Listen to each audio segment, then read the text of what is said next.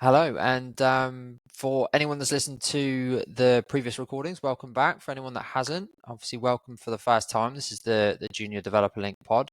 I'm Chris. I co-founded the Developer Link, which is a software engineering specific recruitment company back in 2020 with my business partner Mike, and we launched this group called the Junior Developer Link pretty much the exact same time. Reason behind that was we kind of found as recruiters we didn't really have a lot of vacancies for entry level developers because of kind of the nature of the market, a lot of people out there, but we did have the network to be able to find people that could really support them in their job search.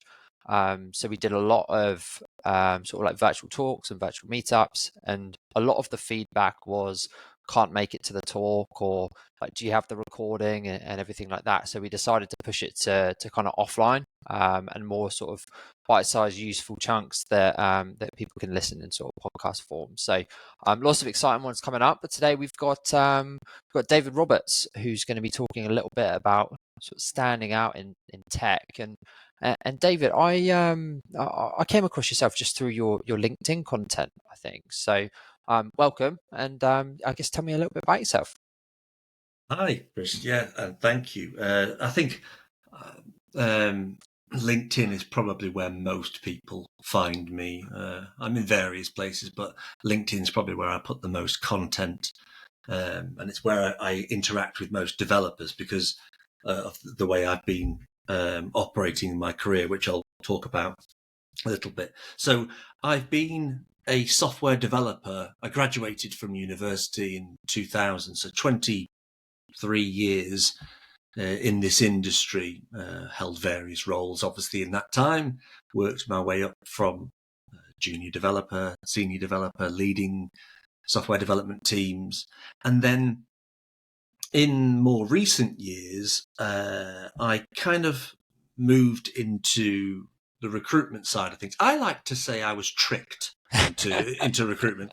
I think everyone is. No one chooses. There's a reason there's not like a university degree in recruitment. I actually started in recruitment because I was called to interview at the tallest building in Reading. That was all I got. Like and now, 12 years later, I'm still recruiting. Well, it was exactly so a very similar sort of thing. So I was I was actually leading a development team at the time, and a couple of the developers that were friends of mine were great at doing the job, not so great at the interview process, and they weren't getting any traction in terms of attention to move on and do better things. And they asked me for help, and I helped them, and that was successful. And one of them just said, why don't you do this as a company, as a business? And I thought, is that a job? Is that a thing? Could that be a thing? And then I ran away with that and thought about, could I do this? How could I do it? And that led me down a bunch of paths. And I started a website then, which became my company website, Crushing.digital. And I threw up a website in a few minutes and kind of announced the service, saying I would help developers in this same way, not knowing how I was going to do this. And then kind of a recruitment agency, a well-known remote development agency, contacted me. Now, I thought they were contacting me about, my development skills and that sort of thing. But then it turned out they were more interested in this project I'd had going for about 2 or 3 months at the time. And they were like after someone to help developers present themselves for them. So I went there knowing this company, these developers that I was working with knew of this company. They wanted to work there. So it was one of those exciting opportunities for me. And then when I got there, that kind of morphed into then, it started off as just me, but then building a recruitment team, leading a recruitment team. So we were hiring developers all over the world, mainly for US companies, but some international companies as well. But yeah, hiring lots of remote developers. And then during that time, and then the next few years, I did that for another 2 international agencies, building and leading recruitment teams. So I've interviewed thousands of software developers. I've hired hundreds of them, and these tended to be very senior software developers, and I saw the same mistakes over and over and over again. So I was kind of always being drawn back to this original idea of I can help these developers to stand out. But now I was hiring and almost didn't have the time to put into helping these people other than bits of feedback that you can give. But I saw the disparity then between how recruitment really works, and the way developers think it works and how they play the game. And there's a huge gap here. So after a while, I decided to go back to my original idea, because as a recruiter, recruiters tend to work more closely with the client. They're trying to serve the client. That's where their payday is. And I was always going to be on the side of the software developer because I am one. So I wanted to go back to that. And that's where I've ended up going back. And I wrote a book about it that turned into a course. And now I work. So I was writing this originally for very senior developers because those were the people I was working with, and those were the people making the mistakes. But as ever, businesses pivot. The people who were listening to me and paying attention were people trying to break into the industry, people in coding boot camps and things like that. So I started working more closely with the other end of the spectrum in terms of experience in software development. And that then led me to working and I run a bootcamp careers service for coding bootcamp. So I come in, run a 4-week course and help people. So I have the public side of it, the book and the course, and then I actually work directly with bootcamps. Nice. So I've had to adapt that for the juniors, but essentially it's exactly the same problem. And I'm now starting to go, okay, I should actually cater for everybody because that's where it originally came from. But so I kind of fell into this, but it was kind of a mantra that kept coming back around and seeing the same problems all the time.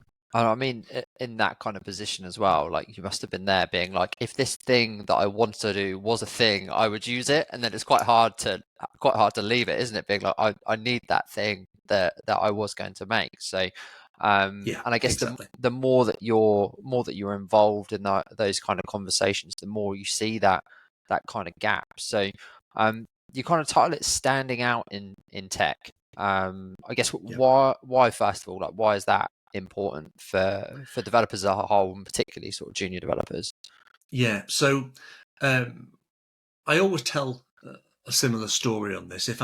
Because some of the agencies that I worked with were small but very popular. If I put out a job, I'd get thousands of applicants, and people then need to understand the way recruitment works, fundamentally, which we can talk about. But I quickly realized then that the best developers rarely get the job.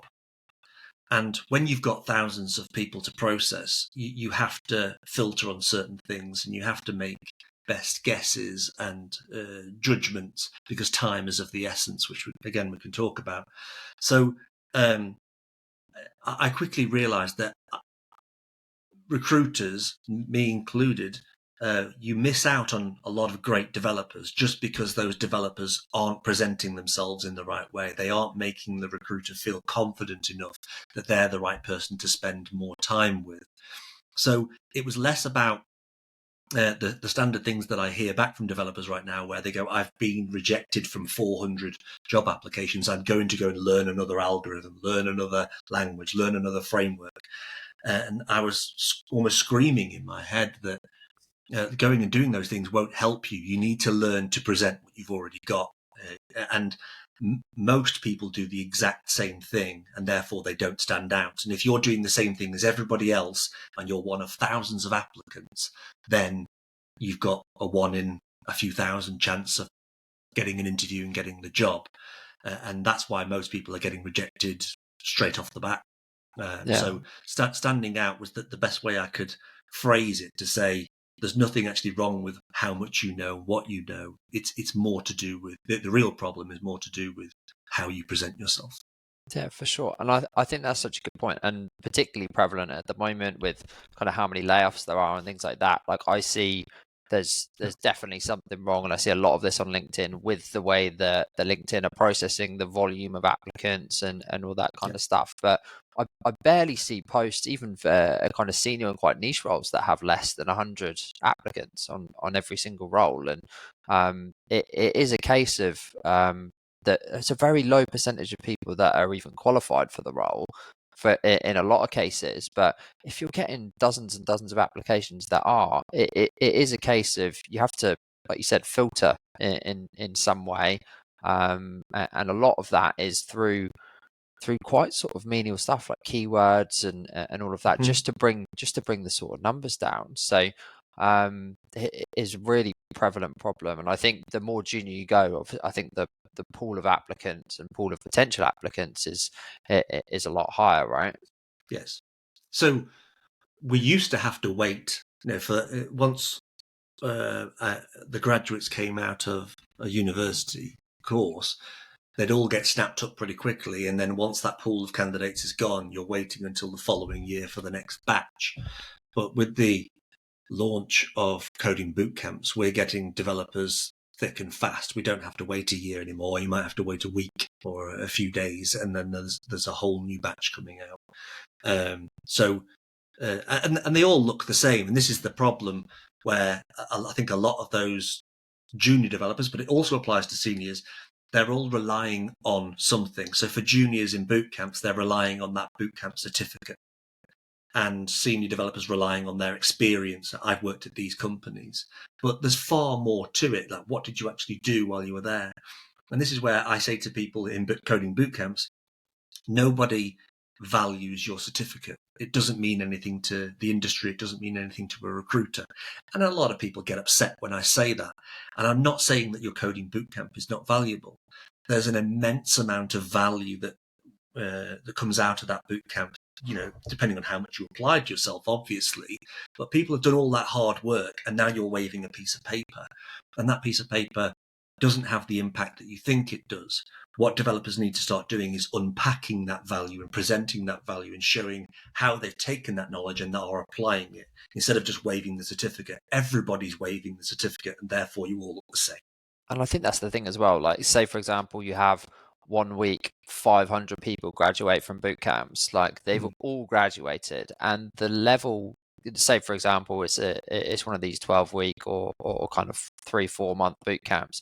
The level of like ability for 500 people, say, that have all got the same certificate must be a huge range, from people that have just scraped through to people that have really grasped it, through to people that have done a lot before and were just kind of like adding to their knowledge. So I guess the ability level and competencies must be massively different between different sort of people that have got the same certificate.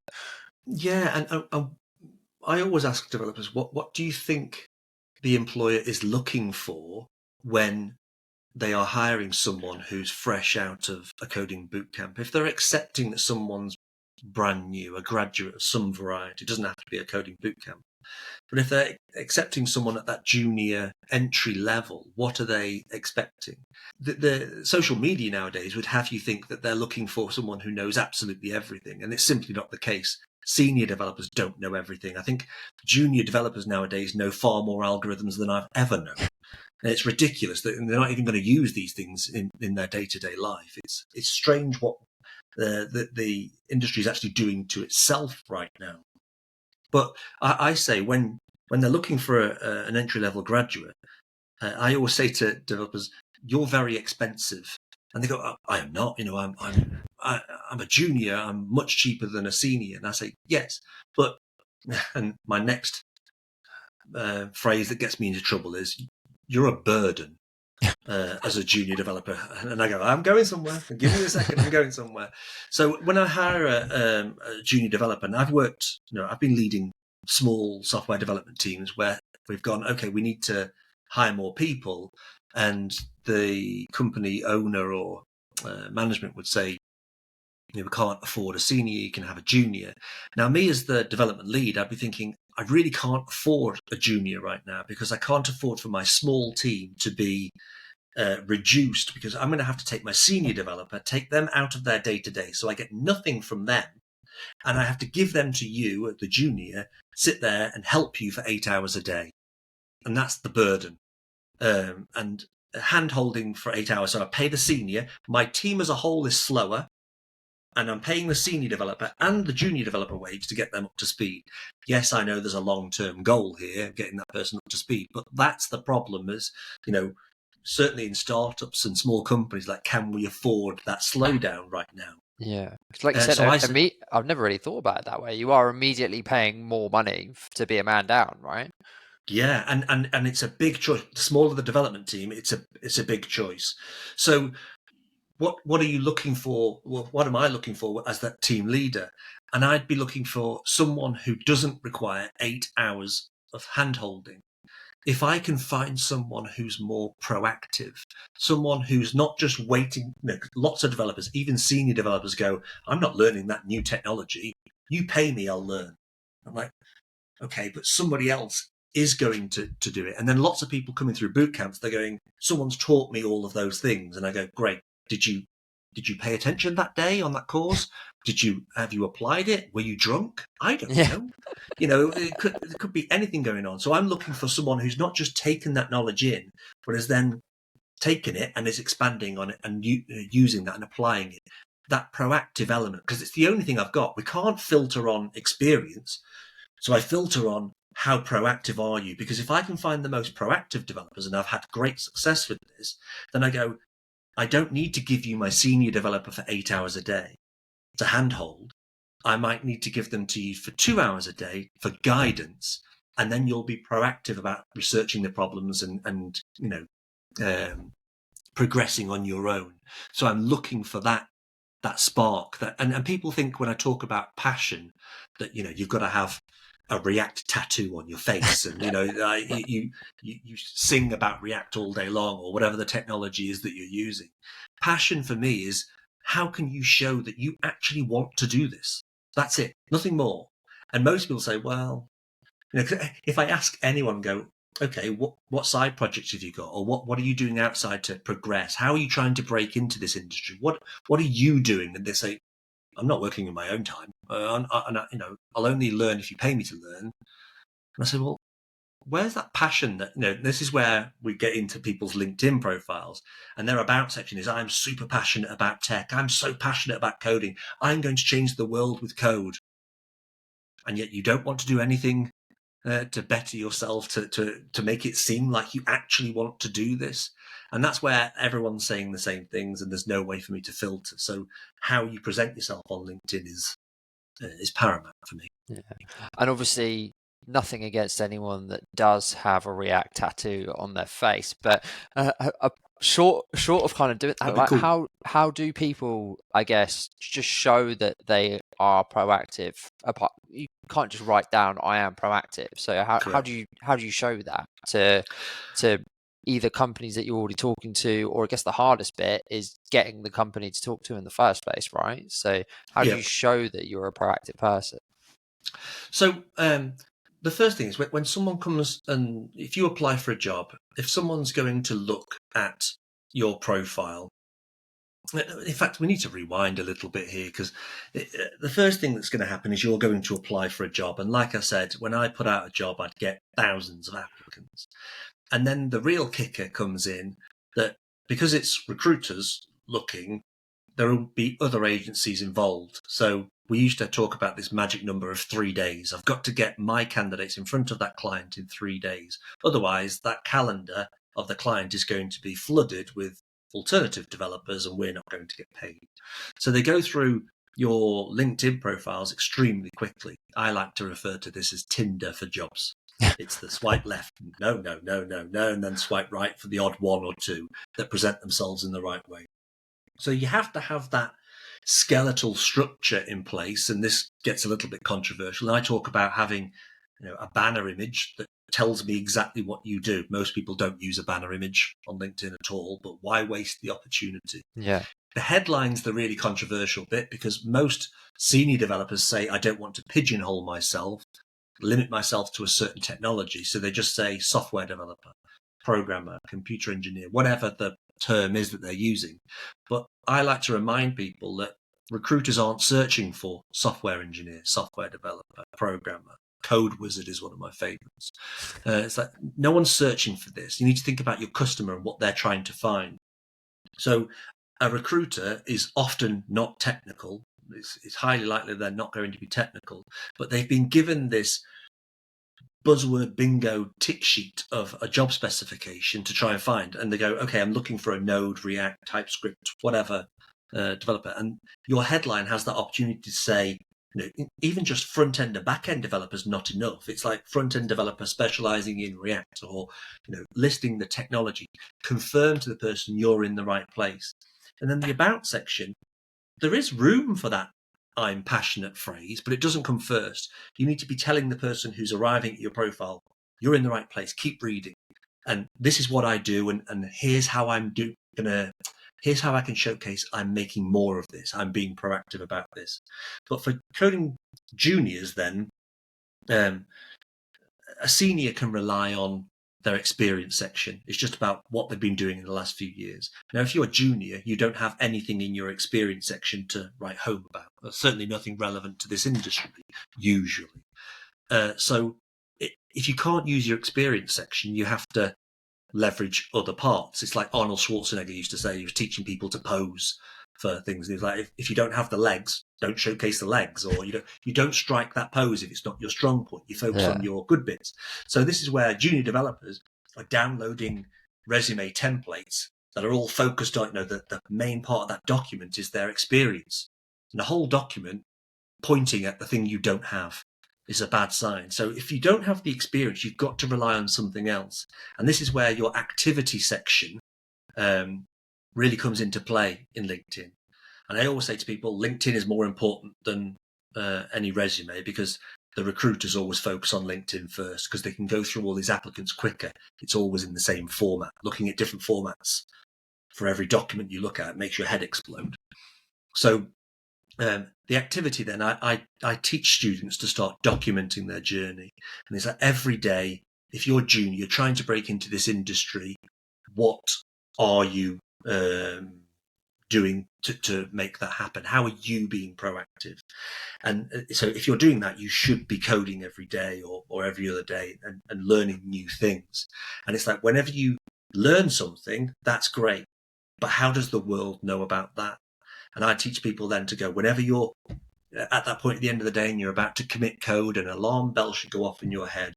What did I write? What did I learn? What was the benefit? How would I do this differently? And you put that into a post. This post doesn't have to be long, because the recruiter's not going to read it. They're not technical. They don't read these things. But it's just about showing a vibrancy, showing volume of what they're doing and how proactive they're being in learning something. Have I lost you? Are you still there? I think we've lost him. Maybe I bored him into leaving. I don't know. We'll just give it a few seconds for him to come back. Hey! I have absolutely no idea what happened then. You literally just said, we'll make someone's head explode. And then my laptop just went and it exploded black and just switched off. Nothing to do with my battery, nothing to do with anything. So just real dramatic effect from you, I think. Well, I carried on talking, so it's okay. So we're still going. So I was explaining then about people looking through your LinkedIn, looking for if they can't look at your experience, they're looking at your activity. How are you being proactive about learning? So when a junior developer is trying to break into the industry, you should be coding every day. And I say, when you get to the end of the day and you're about to commit, an alarm bell should go off in your head. What did you write? What did you learn? What was the benefit? How would you do things differently? When you write a post about this, there's no need to write War and Peace, write big long posts. No one's going to read them. This is not about being technically excellent. This is about showing that you're being proactive about learning.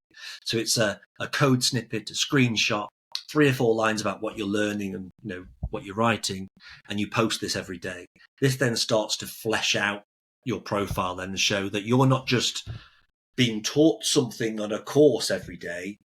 And this goes the same if anyone's learning off Udemy or any places like that. It's not really about waving the certificate. I completed that course. What was the value of that? It means to me you watched a video for an hour. It's about how you're taking that and applying it and building on it. And this is where, as juniors go through their boot camp, they can start to document everything they're doing. And then in later weeks, they can look back at the code they wrote a month ago and refactor it and go, look how terrible I was, and talk about why they do things differently. You're showing that growth then. And this just goes to, like I say, flesh out your profile and show that you're a bit more proactive than everybody else. You don't have to be the best. You just have to be slightly more attractive. And if you can showcase that when someone arrives at your profile, if the banner image looks right, the headline says exactly what you do, the about section says, oh, they're really interested in this subject, and then I can see them talking about it every day, you start to be more appealing. So there's more chance then of the recruiter swiping right than left. And that's when they'll go, okay, I'm willing to spend more time. I'm willing to look at supporting evidence like your GitHub profile or a portfolio website or things like that.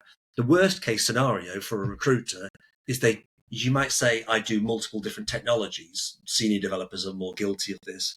They might say, I can do front end and back end. They might say, I can do Java and Python. But if I offer you an interview and during that interview you say to me, I can do both, but I only want to focus on Python today, and I'm here for a Java role, or I'm here for a full stack role, and you tell me, I'm kind of done with full stack, I just want to focus on the front end. Me, the recruiter, is screaming, going, I've only got so many interview slots. I need to get you off the call because it's a waste of time. I need to go and interview someone who does want this job. So what recruiters do, in my experience leading multiple teams, is they will hedge their bets and only interview the person that makes it absolutely clear, this is what I do, this is what I'm passionate about, and you can see evidence of it. Because I don't want to offer an interview to someone who might waste that time. So this means, do I miss out on great developers? Yes, all the time. But you would too if your time was limited and you're going to be judged on whether you provide a candidate that looks good enough to fit the role. Sure. And I think, like, I have been doing software development recruitment for like 10 odd years, and still I look at some people's profiles and I go, I don't know what you do, because like you said, they're just software developer or software engineer, and it's two ends of the spectrum where you don't know. It's either they've written everything that they've ever touched, and I'm like, well, I didn't even know those things went together, let alone that people could be that good at both, or they write nothing. And the thing that frustrates me the most is it's typically the senior developers that have just software engineer are the ones on LinkedIn being like, why am I getting irrelevant jobs? I don't know what you do. Like, and what I don't want to do is message someone who isn't interested in my job. That's my thing as a senior recruiter who knows what they're doing. So I'll often send messages being like, I actually don't know what you want to work on. Like, here's a job.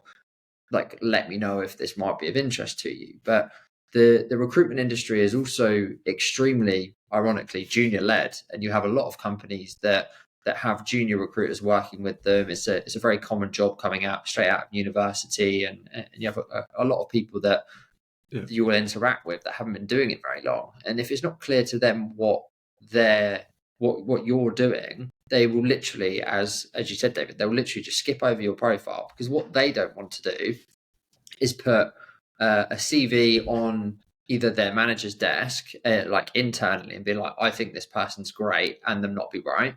Or they don't want to send that over to a new client that they're trying to work with and then be wrong, because it just damages their credibility. And if there's any doubt, they'll just leave it and just go and try and find someone else. And like you said, the more clear people can be on their profiles, I think people almost worry about missing out on opportunities by like excluding stuff, or like you said, trying to include everything that you've ever touched just in case something comes up. But the clearer you can be about like what you're looking to work on, the easier it is for me to find people, because once I found people, the process is relatively easy in recruitment to go through. Here's a job that I think is really good for your skill set. We have a conversation, we agree on that, we put you forwards, and the company interviews you. If I don't know if you're relevant, you might even not get you probably just won't get the message, because I'll be unsure as to whether to message you, and I'll just be like, no, I'll just try and find someone else first. I might come back to them, but I'll try and find someone else first. Yeah, it's something I call gaps. If you leave me unsure about anything, it's a gap. And if I have to email you to ask, do you do this or do you do this, or are you open to both, or if I have to ask, that it's certainly for me, hiring developers all across the world, different time zones, and I'll have to email you. You might be at work, then you come back, and then you're out and you're drinking. It's going to take 24 hours at least before the email bounces back and forward, before we establish an answer. And if I'm talking about my magical 3 days, it's too long. So I'm likely to skip it. Only if I'm desperate do I do this. So I always talk about, on the small side, if I got 1,000 applicants to my job, I'm going to go through and look at all of these people really quickly and see who fits the bill perfectly. Maybe get about 5 to 10 for an interview. So what happened, hopefully this resonates with junior developers out there applying to lots of jobs. I say to them then, okay, 990 of you are going to get rejected or in a holding pattern while I interview the other 10 because they looked better than you. And those 990 people usually are rejected by a recruiter who's not technical and didn't really go in depth in their profile. They just had a quick scan of the LinkedIn profile and said, there's not enough there to make me confident that you can do this and you want to do this. It's literally like a Guess Who board, isn't it? You literally go through and you're just like, they're not wearing a hat. So no. And then you have enough people left at the end that you can then qualify from there. So it's a brutal way of doing it. But I guess, like you said, the only way that you can really change that to your benefit is to be clearer about kind of what you're doing to make it easier to be identified. Yeah, and senior developers are the worst at this. They don't want to pigeonhole themselves, but it's the reminder to them that nobody's searching for software engineer. Put yourself in that situation as a random person. Go on LinkedIn and just type in software engineer and see how many people come up. Then what do you filter on? Because you've got 1 billion people. Now what? And you realize if that's all you're saying, the chances of you being picked are extremely remote. Now, I prefer people to say, I do this very specific one thing, but, real world, people can do multiple things. And what I say is you in your headline, your about section, you make claims. You say, I can do this and this. And now the burden of proof is on you. Because if you say I can do Java and Python, but I can't see any Python repositories, I can't see any evidence you're doing Python, you don't talk about Python, it's just a claim. So when anyone says, I can do this and this and this, I go, great, I don't believe you, prove it.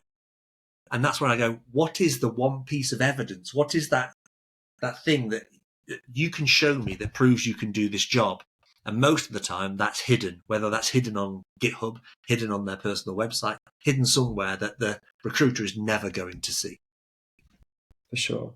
I guess outside of just trying to make yourself sort of stand out on LinkedIn and be clear about what you do, like what else can people do to go further? So you talked about obviously posting about kind of what people are learning and obviously just being clear on their profile. Like I really like the idea of the LinkedIn banner. I don't know whether that's something that you've kind of come across fairly recently or if you've been doing that for a while, but I haven't seen anyone myself be like, this is me on their LinkedIn banner. I think that would really stand out.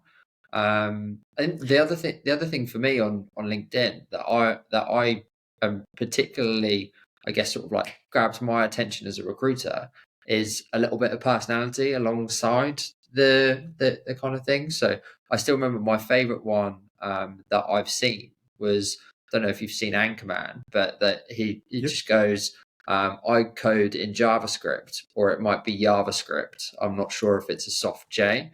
And like that still sits with me now. And like I was on his profile and I was like, I'm going to read more about this guy. Like, so that really grabbed me.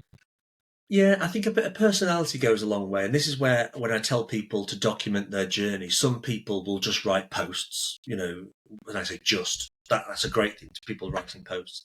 There's developers I know that have started it and they make videos. I'm not telling everyone to make videos, but some people are naturally that way. And if you can let a little bit of personality come out, even better, because usually in most technical interviews, there's a two-step process. The first interview is the sanity check. Are you normal? Are you going to be pleasant to work with, nice to talk to, those sorts of things? And then there's the technical side afterwards. By putting yourself out there, a bit of personality in some way gets you kind of over that first hurdle immediately. You're presenting yourself as that kind of person.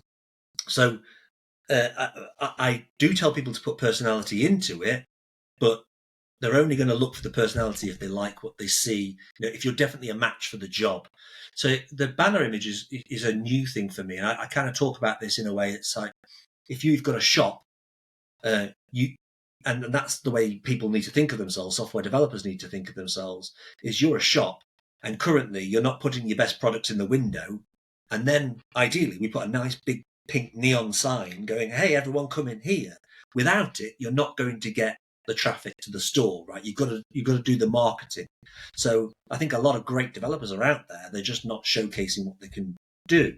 So then the next thing is I said this to someone yesterday, because I was asking them, they said, I've done all the profile work and I'm applying for jobs, but I'm not hearing back. And I say, where are you applying? And I ask this question 10 times a day to different developers. And in the many, many years in this industry, I've never had a different response to LinkedIn, Indeed, Total Jobs, or one of those big job boards. And I go, if I'm working for a very small agency and I'm getting thousands of applicants, how many people do you think they're getting? And then there's the candidates applying, but whenever someone posts a job on this job board, every recruiter in the world sees it and bombards that company with emails saying, we've got developers. So you're one of many thousands. And then I say to them, okay, how are you now trying to network, and how are you trying to job search by finding your own companies and applying direct? Because if you can apply direct, there's huge benefit to that. But then the networking side of it, most developers I see right now are out there just saying, if they post on somebody else, comment on somebody else's post, it's simply nice post or thanks for posting. There's no value to this. So I teach people to start documenting their journey and encourage people to comment on their posts. But as you're about to submit your post, search for other people commenting, writing about the same subject, and find popular posts. Can you join their post by adding value in a comment? Don't just say thanks for posting, but can you add value? But most importantly, if you're finding other people talking about the same subject as you, then they are hired by a company that hires developers just like you. So can you apply to that company? And you can take this strategy offline, and instead of just going to your local meetup and meeting lots of nice people, which is great, why not have a look at all those people and where they work and apply to those companies? Because those companies hire developers just like you. And this is where people don't seem to realize the work that recruiters do, because developers are saying, I'm going to put out a little bit of content, if that, to barely do a profile. I'm just hoping that some company is going to come along and take pity on me and hire me. And that's never happening. And the company is on the other side of it, sat there going, what can we do so that all the developers just want to work here and they come and apply? And that's not happening. And these two parties are sat on either side of a fence, not talking to each other. So when developers say, I don't like recruiters, and I've been that person, and I can say, honestly, hand on heart, never liked recruiters. Then I became a recruiter, and I see the problem. Recruiters exist because these two people won't talk to each other in the right way. So you have to value what they're doing. And this is where I say recruiters aren't just sat there waiting for a company to say, hey, we'd like to hire a developer. Can you help us? That's rarely the way, and you'll be able to confirm this, I hope. Never. That's rare. maybe recruiters go to them and say, do you want a developer? Do you want a developer? Do you want a developer? Can I give you one? Can I please? And then eventually the door opens and we go, right? So you've found my script. But so this is the thing. Recruiters are opening the door for you. So if you really don't want to apply to them, you need to respect what the recruiter's doing, but you can open that door just as equally. And I think this is the case of, I'm not saying don't apply to jobs on LinkedIn and Indeed. I'm not saying don't use recruiters. I'm saying it's easy to click a button and apply on LinkedIn and Indeed. It takes a little bit more time to speak to a recruiter, explain to them exactly what you want and why you're a good fit for that role. And then put that iron in the fire as well. But then you can also write to these companies. And one of the strategies I suggest for people in boot camps and junior developers is to play a long-term approach. Contact the company and say, hey, I've seen your company. I've read the reviews on Glassdoor, or I've heard people talking about it, how you know them, why you like them. And go, I know I want to work there. But I appreciate you might not be open to hiring someone like me at this level right now. What do I need to show you in the time to come? What could I show you that you would then consider me a viable candidate? Most people will ignore you, but the odd one or two will reply, hey, you found a nice company with decent human beings. That's part one. But next, they're going to give you that checklist of those things that you can go away and work on and think, oh, actually, I did have that skill. I'm just not presenting it on my profile very well. Or that's the next thing for me to go and learn. Now you can go back to that company in 3 months, 6 months, whatever, or whenever you're ready and say, here's everything you said you wanted. And if they want it, chances are all of the other companies in the local area or the other companies that hire developers like you, that's what they want. And you're being more strategic about getting a job instead of just applying to 400 jobs a day, hearing nothing back, and feeling like you're getting nowhere. Yeah, I always go for there's got to be a certain number of volume to it, right? But like the less is more, like in terms of like the number of companies that you're applying to, and if you can do them, do that less better, like you've got a much better chance. For example, if I'm recruiting or one of my team's recruiting for a junior role, if they've got a person after person after person applying, but then they get, whilst they're searching for this, and like you said, there is a certain amount of urgency to get people across to these companies and all that kind of stuff. If you just have someone pop up on your LinkedIn and just say, hi, like I applied for your job, like also wanted to drop you a connection, think I could be good because of this, like immediately you go into that swipe left pile and you just, is it swipe left or swipe right? Was good. It's been a while since I've been on Tinder, which I've never been on, but swipe right, I believe. So immediately you're in that swipe right pile and you're part of the conversation, and I will definitely check your profile, like compared to everyone else. And it's the same with companies. So if you apply to company X and it goes to their internal recruiter, if you message the recruiter, or even if it's quite clear that it would report into the development manager, just message the development manager on LinkedIn, just be like, hi, just applied for your job, like I think would love to work there because of X, like, and I have this. And immediately that person will normally say to their recruiter, will forward your message along, and again you become part of that pile and part of that screening process. So actually doing that with less companies is so much better than just applying to hundreds of companies with exactly the same result, which is normally nothing. Absolutely. But you can employ numerous strategies. You can put the irons in the fire and do things, and applying on LinkedIn is rather easy.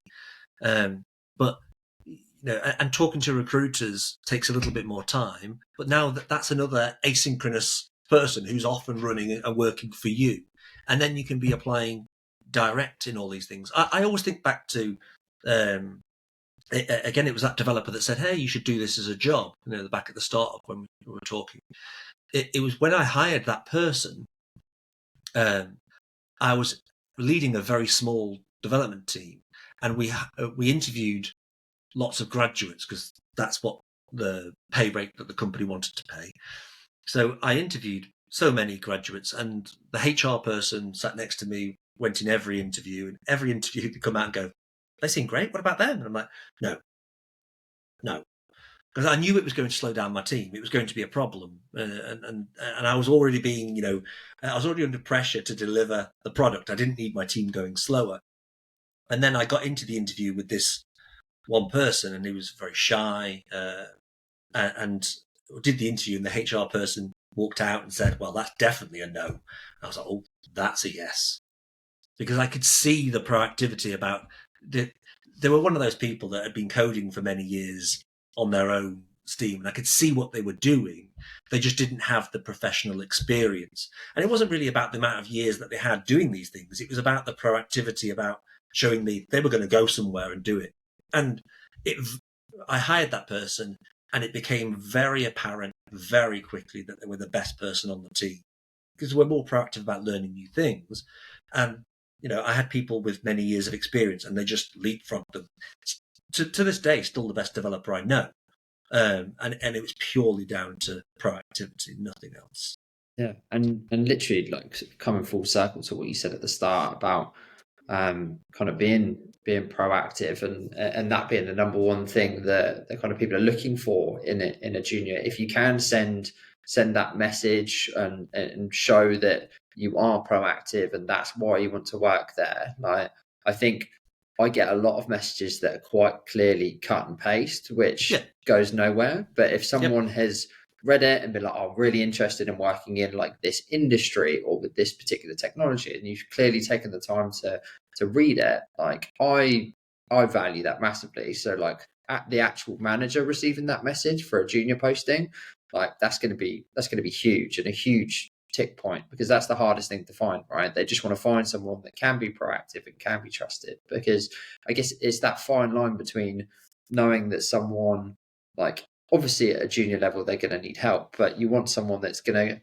have a problem, go away, try and solve it themselves, and then come back. You don't want someone spending an entire week working on it and banging their head against a brick wall, but Correct. You want someone that's going to go away and try it and come back to you and be like, I've tried this, like, what would you do next? And then go away and try again. And the only way you can prove that you will be like that, because you've not done it before, is doing that during your search and kind of showing that. And I think another point that you made was about companies that aren't necessarily hiring right now, particularly for like a junior level. If you see a company that you're interested in working in and it's the tech stack that you want, like, I can't tell you how many times that we've been working a mid-level or a senior role, and they end up taking two juniors because they get to the point where they're like these seniors aren't going to add enough value for that budget. So what about if we take two juniors, get them to work together? Like, it happens a lot.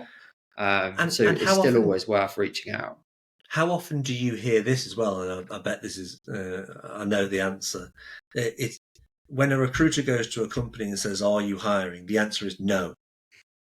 But if you've got someone interesting, we would take a look. Yeah, get that. Almost every company is hiring if the right person presents themselves in the right way.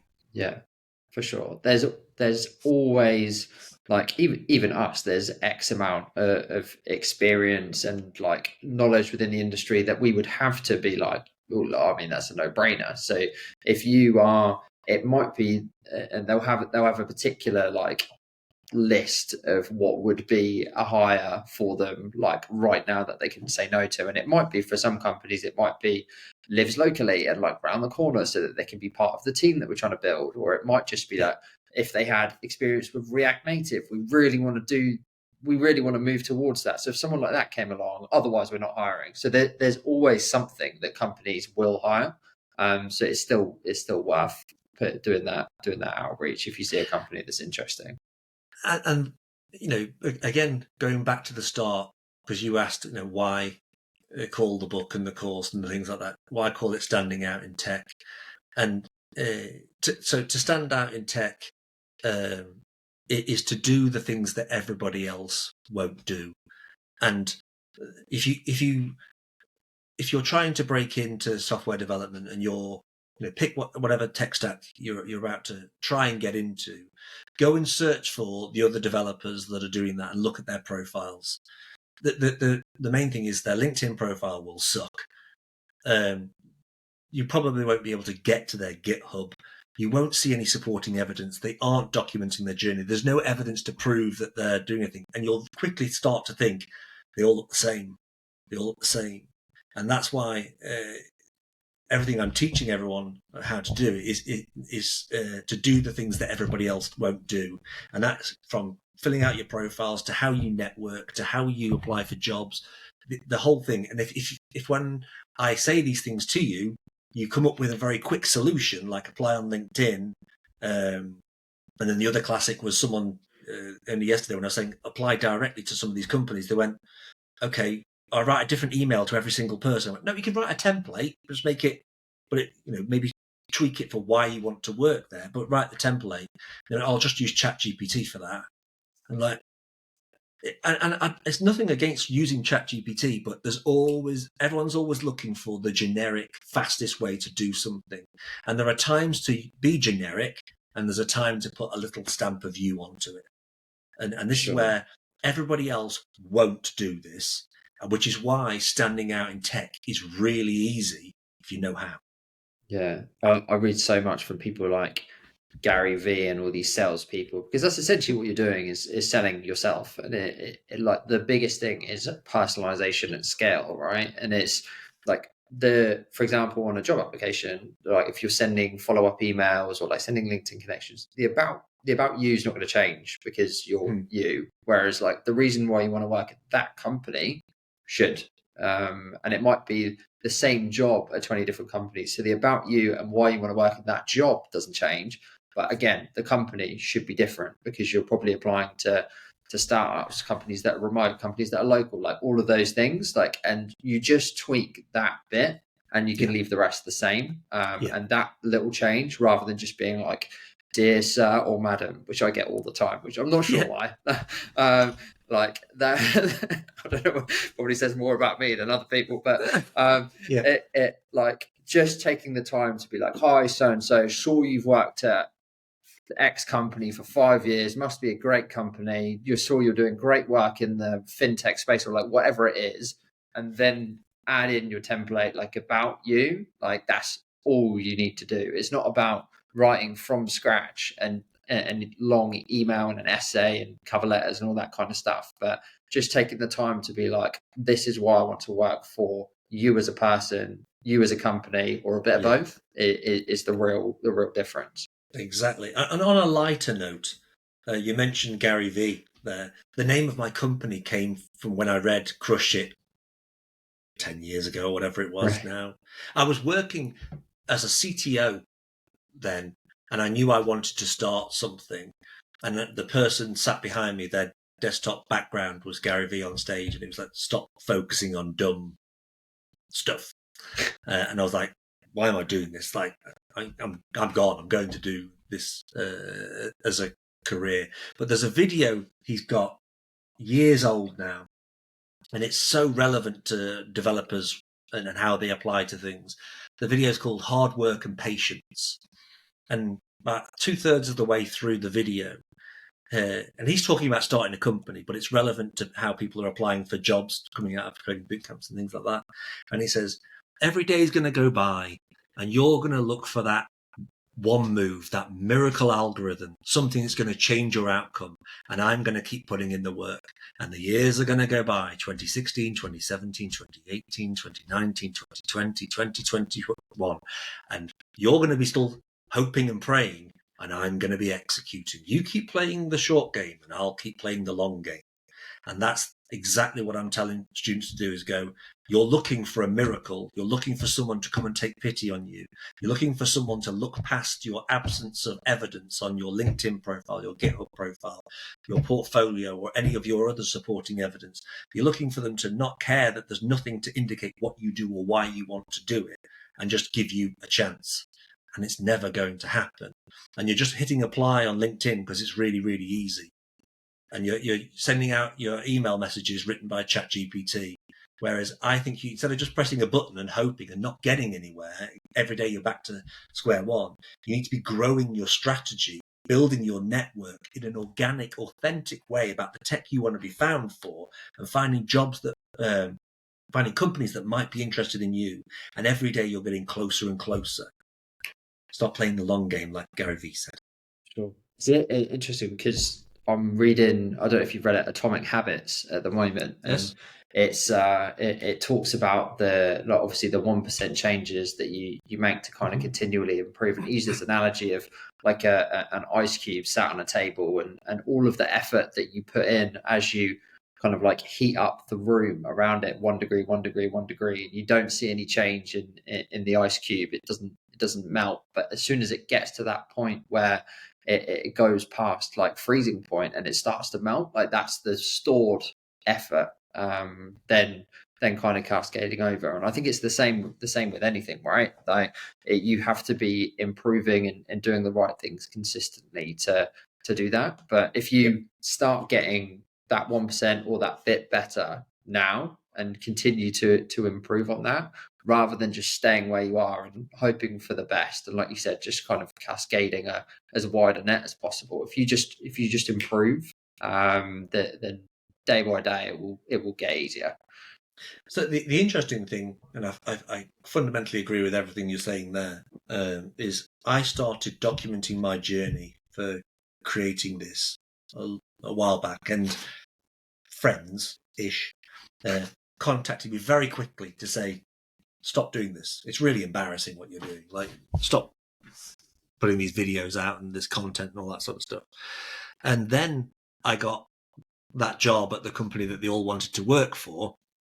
And then everyone turned around and went, whoa, like, how did this happen? Like, how did you get a job there? And they found my content. And I said, well, I got it from doing all the things you told me not to do.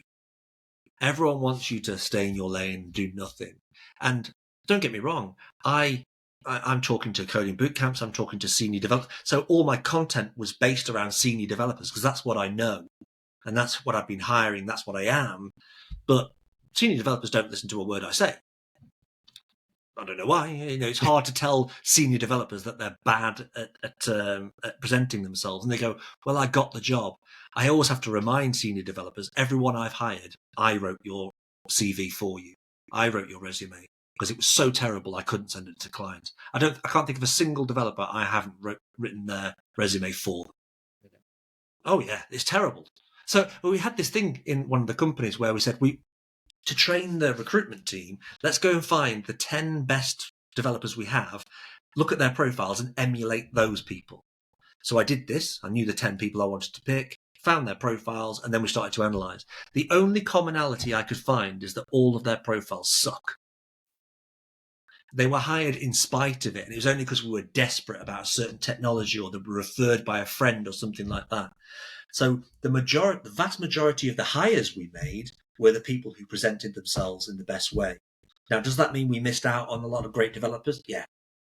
But that's the game. And this is why I tell developers who say negative things about recruiters, stop hating recruiters, learn to play the game.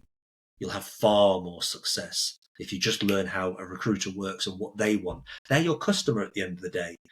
No business model, no startup model that I've ever heard of says, please ignore your customer and just keep going. Your customer is the recruiter or an employer.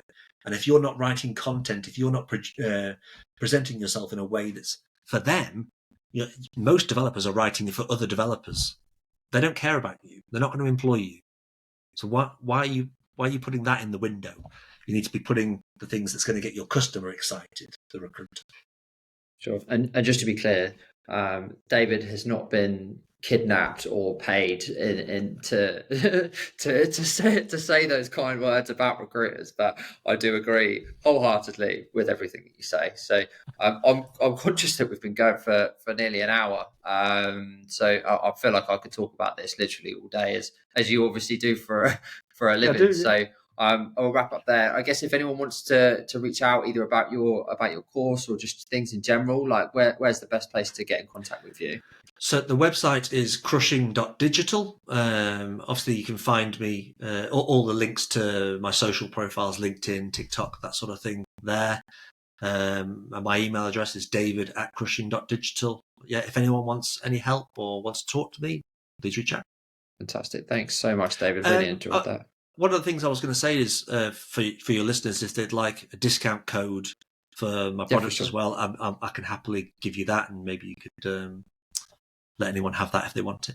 Yeah, that'd be brilliant. If you send that over to me, I'll share that with the post. And yeah, anyone that is, thank you for listening. And again, we've got a bunch of more of these episodes lined up. But if anyone's got any particular guests or particular topics that they'd like to hear about, email us at podcast@thedeveloperlink.io. And any questions outside of this is chris@thedeveloperlink.io. Thanks again, David. Really enjoyed that, and see everyone else next Thank time. you, Chris. Really enjoyed it.